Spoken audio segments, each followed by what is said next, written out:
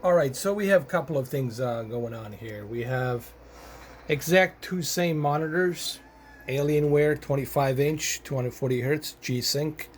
I have Grand Theft Auto 4 running on my Dell Inspiron Ryzen 5 GeForce RTX 2070 graphics card computer, and here I got my RTX 2080 running with a Intel iCore i7 processor, 8th generation, and Formula One 2019.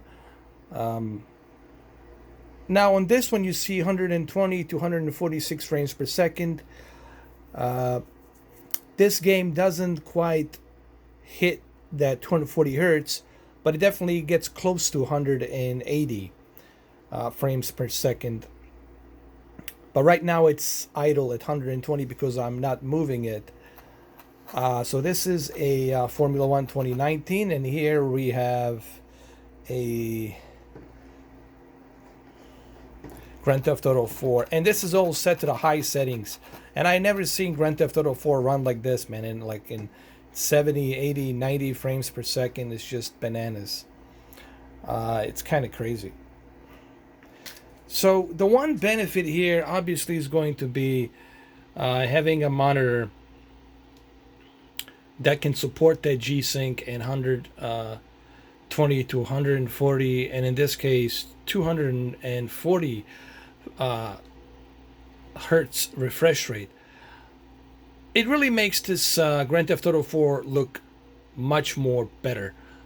So you're definitely going to have a much enjoyable experience playing Grand Theft Auto 4 at 70 frames per second, and then 80 goes up to 70 to 80 frames per second, and then you add 240 hertz.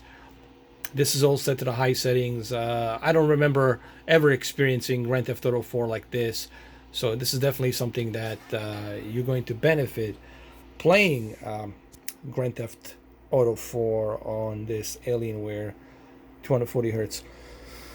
Now, another thing I want to say is this monitor does have a good picture quality, but make sure that you leave the presets at a game 1 mode, which is right over here. I'll show you. Stay at the game 1 preset. Game 1 preset gives you that nice balanced tone of color, and it looks much better. Same thing goes for this one as well. So what do I think so far about these two Alienware monitors? Well, it's really all about performance. Guys, these monitors are mainly focused on the performance. So if you're somebody who wants that performance, somebody who cares about that performance, you're definitely going to get it here with Alienware. But if you're not somebody who cares about the performance, if you're not someone that it's so keen on that 240 hertz and that blistering speed, you know what? Then maybe this is not for you. But I think there's still something to be said about these monitors. I think you get a much smoother experience instead of using a 4K. This also reminds me, ever since I got this Alienware monitor, it made me realize that, yes, resolution, it's important. Yes, the 4K, it's important.